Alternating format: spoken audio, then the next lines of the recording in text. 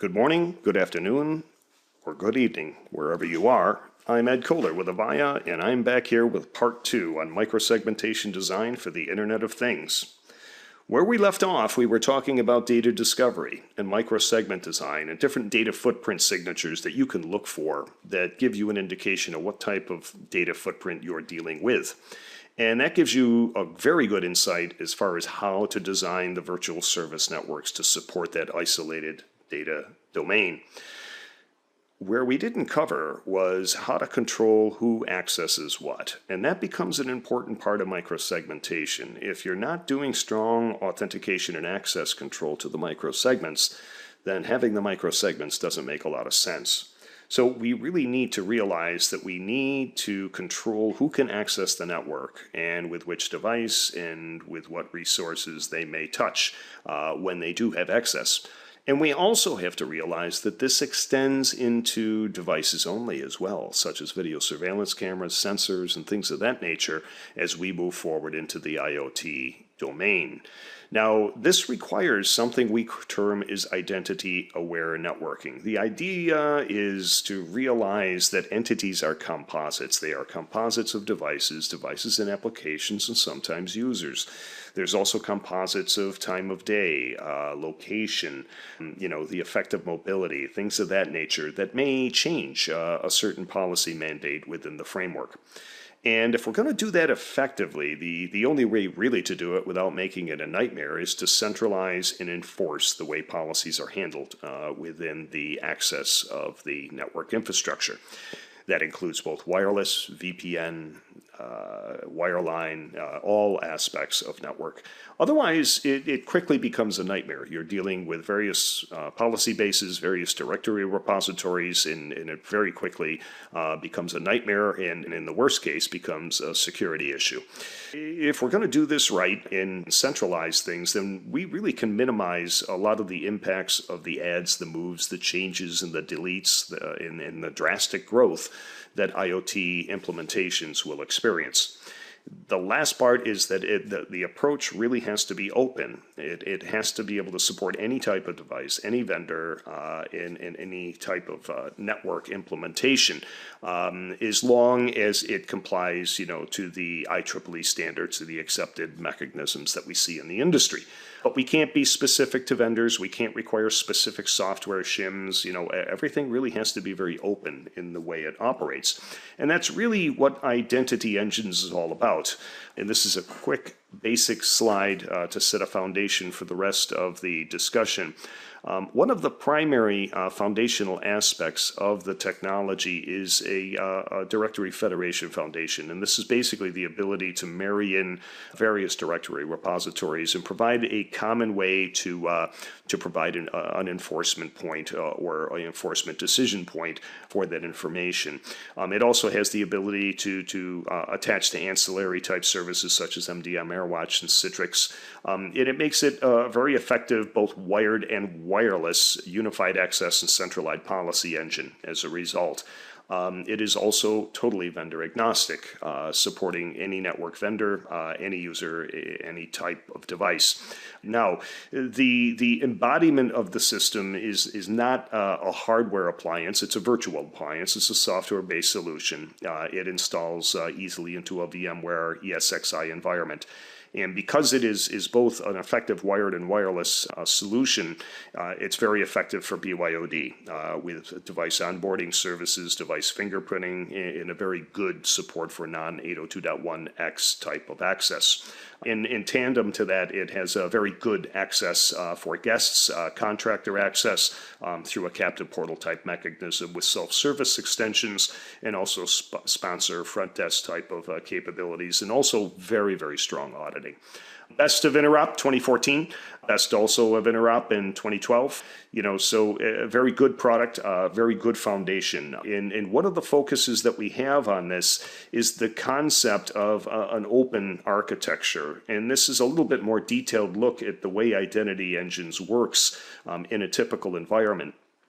Identity engines would be termed as the policy decision point. This is basically where your policy decisions are executed. The enforcement actually happens on the front end of the network, and on the left-hand side of the slide, you see that there's an abstraction layer that basically allows us to speak to any type of network type of device, wireless APs, wired switches, VPN gateways, etc. On the right-hand side of the slide, you see a secondary abstraction layer that provides us the ability to marry up to pretty much any directory repository that is accepted in the industry.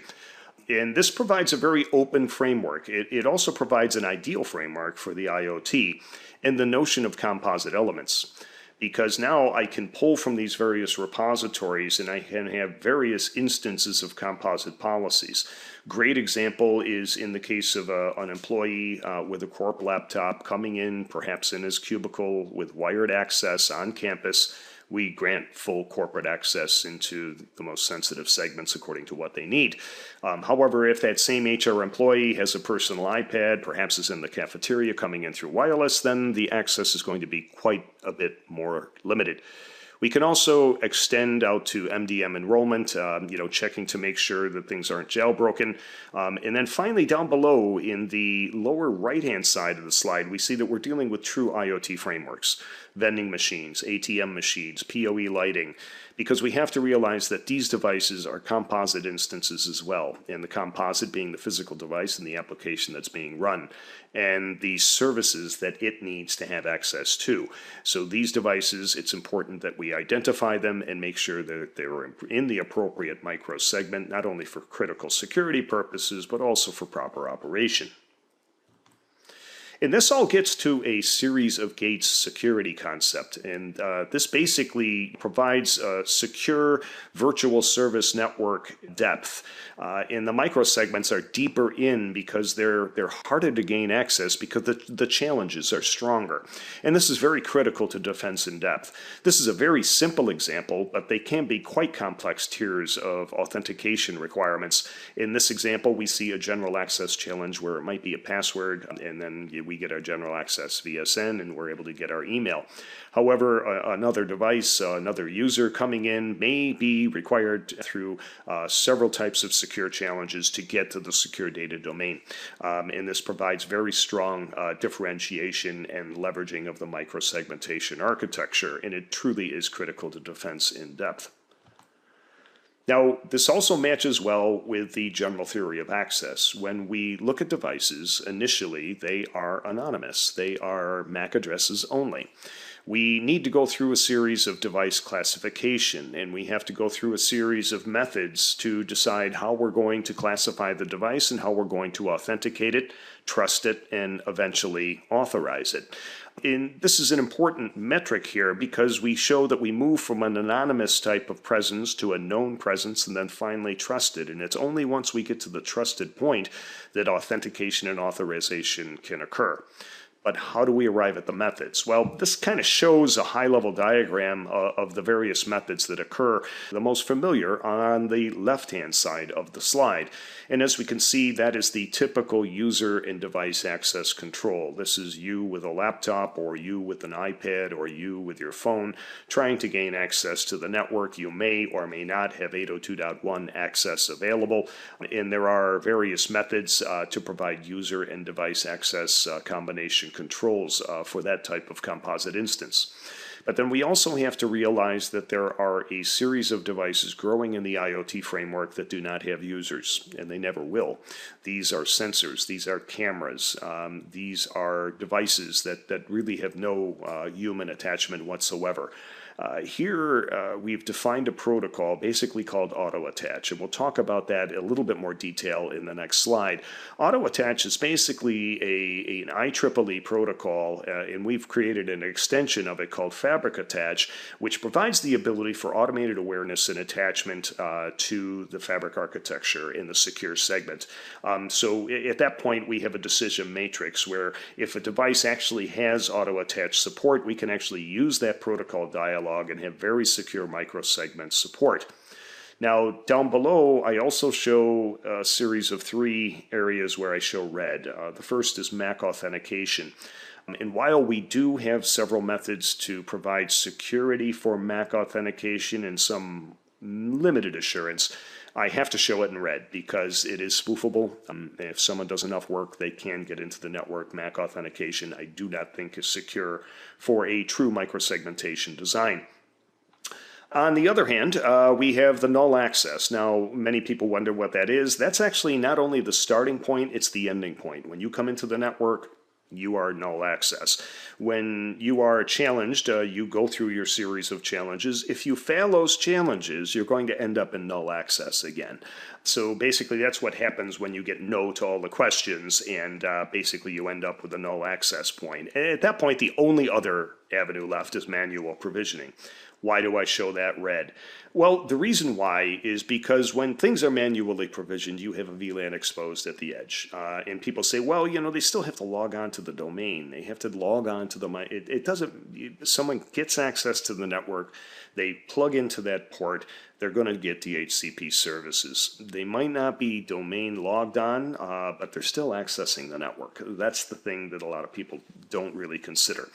So let's say Joe Smith, and let's say I'm an IT administrator and I keep my closets pristine and they're always locked.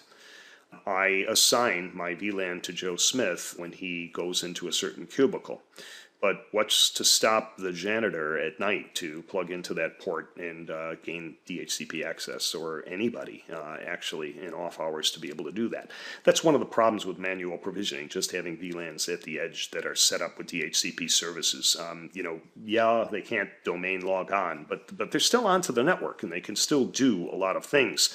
And that goes back to the previous video that we talked about as far as an attacker's method. So I show that as red. You really should be moving towards the left-hand side of the slide, user and device access control with some firm authentication for user device combinations, and then increasingly look for devices that are supporting auto-attach type frameworks. And then if you need to use MAC authentication, make sure you do it with very good due diligence. And let's talk about Fabric Attach and Auto Attach as a protocol for a second. It really is a protocol mandated by the IEEE. It's not specific to Avaya. It's mandated by 802.1 QCJ. And it is to be able to provide the authenticated and automatic mapping of network services into the network edge by the use of an intelligent agent. And we refer to it in our architecture as a Fabric Connect client. Now, the Fabric Connect client, or this intelligent agent, can sit in switches, switches that, for instance, do not support shortest path bridging, wireless access points. Our WLAN 9100s, for instance, support auto attach and Fabric Attach. And then also devices and appliances, video surveillance cameras, sensors, hardened edge switches. Great examples of that are the Axis video surveillance cameras and also Micro-Sense hardened switches, which are now supporting the auto attach protocol. So you can purchase these products and they will have dynamic automatic authentication into the network with automatic deployment of the microsegment extensions and memberships. That's really a great thing when you think about it. And we'll see this more and more as more devices support the auto attach protocol. Additionally, it's supported in the Open vSwitch version 2.4 Plus, which is not only available just in the open system format, but also available in certain packages of Linux and also certain hypervisors such as KVM.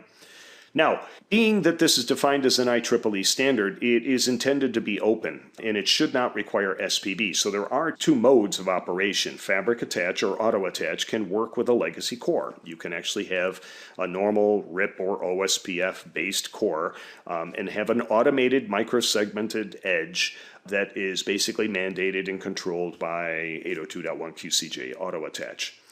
Its true value comes to light, though, when Auto Attach or Fabric Attach is married with the SPB Fabric Connect core. Once you do that, you have end-to-end automation of the microsegmentation in the configuration and service provisioning. It makes microsegmentation much, much easier to design, to support, to audit, and to track.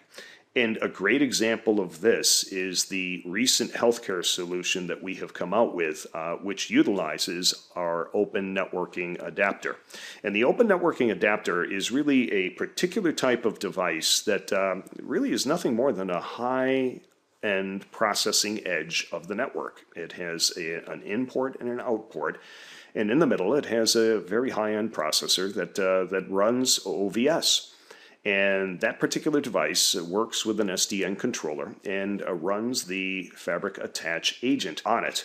And it actually can provide the ability for very robust dynamic network segmentation, automated onboarding and mobility, automated inventory and tracking, and then also filtering and flow control of allowed source points in the network that it is allowed to talk to. So this creates a very strong microsegment design implementation that is incredibly dynamic and then has additional filtering and flow control within that framework. So we're getting down to some very, very particular controls of the secure traffic parameters. A great example here is where we have an MRI and it is actually attached to an imaging zone, and perhaps the only system that this imaging zone device will be able to talk to is a server somewhere in the data center. Nothing else is allowed from a conversation standpoint through the filtering and flow control. Extended to that, we may have medical telemetry zones, we may have financial transaction zones, we also may have HVAC zones, physical security zones. And if you think about it and stretch your imagination, now you can see how this could be used in various verticals within the IoT framework. Transit authorities, cities and municipalities, manufacturing, things of that nature. All of where we see the proliferation of devices and the need to provide the ability for identification, security, micro-segmentation, and some sort of filtering and flow control as far as what those devices can communicate to and how. So this leads to the summary. And I want to start by talking about SDN Fx in a holistic fashion, because it's important to realize that a lot of this is possible because of the simplification of the foundation. And that's really what causes the ability for the automation and the ability to do the IoT onboarding that we're talking about here in the very, very strong micro-segmentation. You don't get that with the traditional classic protocol architectures with all the layered protocols. Really, SPB and SDN-FX are the foundation that really create that and make that a reality. When that's implemented, we end up with the network flexibility. And when we add identity engines to it, we get the concept of network elasticity, the ability to identify somebody or identify a device and extend a microsegment out to that device or that user for as long as they need it. And when they log off or when the device detaches, the secure network segment is retracted. And this leads very strongly to the concept of network security, and with strong control of who or what gets access to the network from where, and also with what device and what combination of applications, so forth, so on, this composite notion. Now, if this is all done effectively, this marries very well with user and IT experience. And we all know what user experience is. It's the ability for you to log on the network and get your services and do what you need to do for your job. What do I mean by IT experience, though? Well, quite frankly, if you don't have this type of framework, you're going to be pulling your hair out. You're going to be getting old before your time. Trying to approach a true dynamic IoT framework with the legacy protocols and architectures and the legacy policy infrastructures will be a nightmare. And also what will happen over time is you will have an insecure framework. You have to develop an architecture that has automation underneath that is strictly married to the authentication framework. Once you have that, then you can design a micro-segmentation environment and know very well that the automation and framework will follow according to what you've automated and what your policy mandates require. It's only by that that you can have the appropriate complement of technologies work in your favor rather than against you. So that brings us to the end of the video. And I want to thank you for taking time for these 3 videos. The first one, obviously talking about cybersecurity and stealth and how it can be used to complement security for the Internet of Things. The second video, we talked a lot about data discovery and micro-segmentation design. How do you go about deciding how to design the VSNs? And how do I decide what systems need to be within them? And how do I decide what data needs to be protected? That's really where we focused in part one of the video series. And then in this video, we talked about, once we have the microsegments in place, how do we control who gets access to what? How do we control which device goes into which microsegment? And as you can see, these marry well together for a true IoT implementation design guide. And I hope you found it useful for your time. If you wish, feel free to visit this at any time. If you have any questions about Fabric Attach as a protocol, or Fabric Connect as a protocol, or identity engines, feel free to reach out to your local Avaya representative or systems engineer. Have a pleasant day.